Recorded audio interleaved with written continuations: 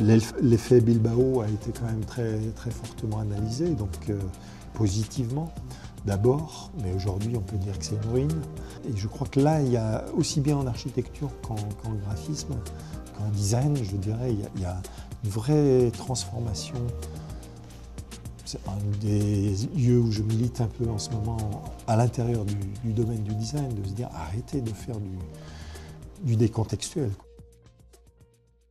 Je crois que le design, d'une manière générale, pas uniquement le design graphique, ne se sortira ou ne réintégrera les grandes problématiques de la société que s'il arrête de penser qu'il est tout seul.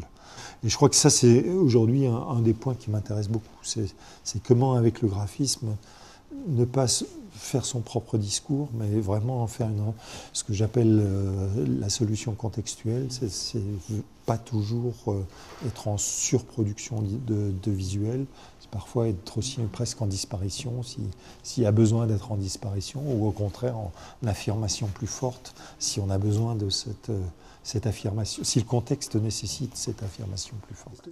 Le gros challenge du design, c'est de sortir de l'universel et d'aller à nouveau dans la résolution de ce que mon voisin a besoin ou de ce que ma grand-mère a besoin. Je pense que c'est un vrai problème, ça. C'est un vrai problème, la transmission des projets d'un commanditaire à un autre. À chaque fois, c'est un truc... Moi, je pense que l'ego administratif ici est quand même... des directeurs d'administration est excessivement fort. C'est vrai que ce fait qu'un directeur de musée puisse détruire une signalétique, par exemple, oui, tout à fait, parce qu'il n'en a plus envie, etc., c'est incroyable. Bon, c'est peut-être ce qui fait avancer la France aussi, c'est qu'on est en permanent chantier, on défait ce qui a été fait, etc., etc. Mais c'est vrai que c'est aussi peut-être le chaos dans lequel on se situe actuellement. C'est qu'il n'y a pas de constante. Il n'y a pas de politique de constante. Il n'y a pas de longévité. C'est vraiment à chaque fois qu'il y a une nouvelle personne, il y a une nouvelle politique. Et c'est très fortement, aujourd'hui en France, peut-être plus fortement qu'ailleurs, influencé par le service de communication, par ces personnes qui font et défont, non pas pour des raisons fonctionnelles, mais pour des raisons de stratégie parallèles à la réalité elle-même. Bon, il y a plusieurs, par rapport à ça, c'est pour ça que la recherche, je pense, est très importante, parce qu'on est vraiment face à des échecs, et ces échecs, ils ne seront pas résolus uniquement par les agences. Je pense qu'il y a à mettre un certain nombre de choses à plat par rapport à ça. Et c'est vrai qu'au Centre Pompidou, c'est assez clair que c'est ce qui a déconstruit. La déconstruction s'est faite de l'intérieur. L'adhésion très très forte s'est faite de l'extérieur, c'est-à-dire au Japon, en Chine, partout on parlait de cette signalétique comme étant un truc assez extraordinaire, et plus on se rapprochait, plus elle était critiquée. En interne, elle était fortement critiquée.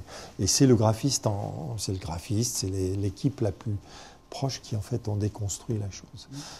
Et la question, c'est de quel droit, et qu'est-ce que ça veut dire que c'est cette permanence remise en question par les acteurs même, parce qu'il y a insatisfaction, parce qu'on reporte sur ces signes des choses qui n'ont rien à voir avec la fonction.